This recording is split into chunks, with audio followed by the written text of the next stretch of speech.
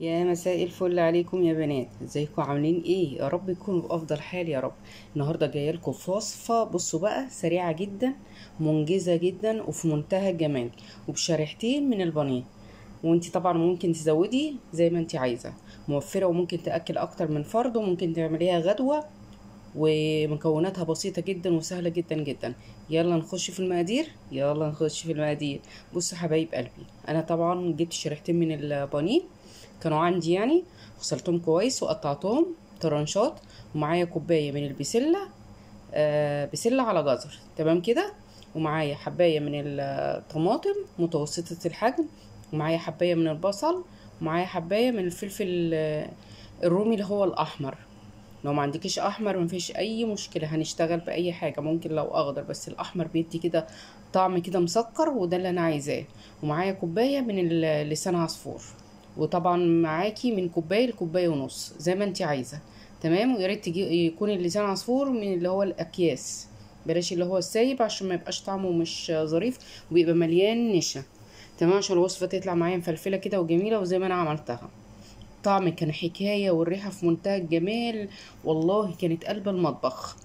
شايفين زي ما بقولكوا كده، فلفل أحمر، تمام، ومتوفر في السوق على فكرة وموجود، وكلها حاجات بسيطة جدا جدا، وممكن تعمليها بص تعتبر غدوة، يعني لو محتارة كمان في الغدا هيبقى ايه النهاردة، أو توفير غدا أهو، وتعملي لأسرتك أكلة وكلها فيتامينات.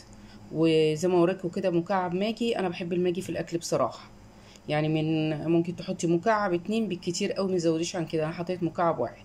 تمام. يلا رحنا على البوتاجاز كده وحطينا، انا بحب اعمل ميكس ما بين السمنه والزيت، او زبده وزيت. فكما كانش عندي زبده حطيت سمنه وزيت، ونزلت بالبانيه بتاعي. تمام. زي ما انتوا شايفين كده، هاخده تشويحه اهو، وخليه لغايه ما يشرب الميه بتاعته، تمام، لغايه ما يغير لونه كده، تشويحتين بس. تمام، انا مش محتاجاه ان هو يستوي اهو يا حبايب قلبي، زي ما انتوا شايفين كده في قلب الفيديو، يا دوبك بس اغير شكله. ونزلت بالبصلايه بتاعتي دي، مش كبيره قوي على فكره، بصلايه صغيره. تمام. واخدتها كده برضو تشويحه، مش محتاجه ان انا احمرها، يا دوبك بس تطلع ريحتها كده. انا ما نزلتش بالبصلايه الا لما البانيه شرب الميه بتاعته. تمام كده حبايب قلبي، يعني هو اول ما تشوح رحت نازله بالبصلايه. هتاخد برضو تشويحتين معايا كده لغايه بس ما تدبل معايا، وهنزل بقى بالمكون اللي بعديه.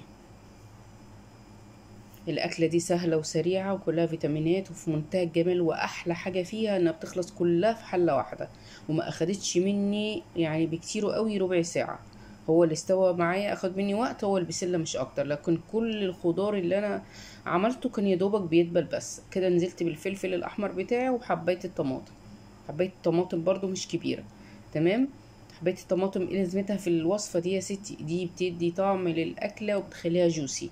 ممكن تستغني عنها على فكرة، مفيش مشكلة، بس بتدي كده طعم جوسي. لو حبيت تستغني عنها مفيش أي مشاكل، وهتبقى طعمها حلو. نزلت بالبهارات بتاعتي، البهارات عبارة عن فلفل أسمر والبهارات السبعة، نزلت بطرف المعلقة كده، حاجة بسيطة، وبالمكعب الماجي بتاعي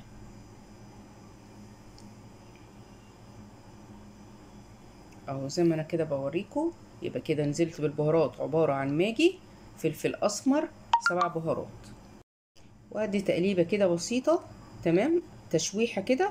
بس انا طبعا محتاجة ان انا يعني هديها كده شوية مية، حاجة بسيطة جدا، ليه؟ عشان ادبل الخضار بتاعي، لان هو كده يعتبر كله واخد تشويحة.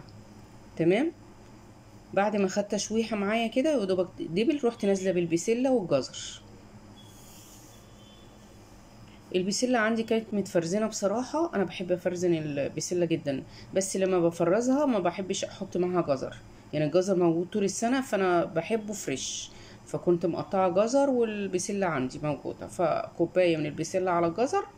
لو حبيتي أزيد مفيش مشكلة، يعني أنا بالنسبة لي في الوصفة دي والكمية دي أنا حطيت كوباية بسلة، انتي عايزة تزودي زودي مفيش مشاكل. تمام حبايب قلبي. بعد ما خلاص حسيت ان البسله دخلت في سوا، يعني 3/4 سوا بالظبط، لان احنا عارفين ان لسان عصفور مش هياخد وقت، بيستوي بسرعه، بسرعه جدا كمان. فكانت البسله عندي يا دوبك خلاص داخله على سوا. تمام. خلي بالكم من التركات دي عشان الحاجه تطلع معاكم مظبوطه، مظبوطه وبنفس الطريقه اللي طلعت معايا. مفلفله وجميله وطعمها في منتهى الجمال. بعد ما نزلت بلسان عصفور رحت حطيت الميه بتاعتي، ولو عندك شوربه يبقى افضل واجمل ويبقى طعمها احلى.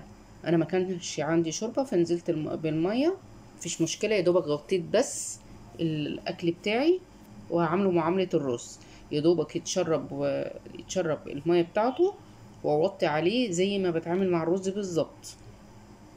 اسيبه لغايه يشرب ميته، وبعدين طبعا غطيته واستوى عندي. وزي ما انتم شايفين كده الشكل في منتهى الجمال، والطعم اروع من الشكل كمان، حاجه كده في منتهى الجمال. وكان مفلفل وطعمه والريحه كانت قلب المطبخ. يا ريتكم كنتوا معايا، كنتوا شميتوا الريحه معايا، ويا ريتكم كنتوا موجودين كنت دوقتكم. حاجه كده تستاهل بقكم. بألف هنا وشفا للي كل، وبألف هنا وشفا للي هيجربها.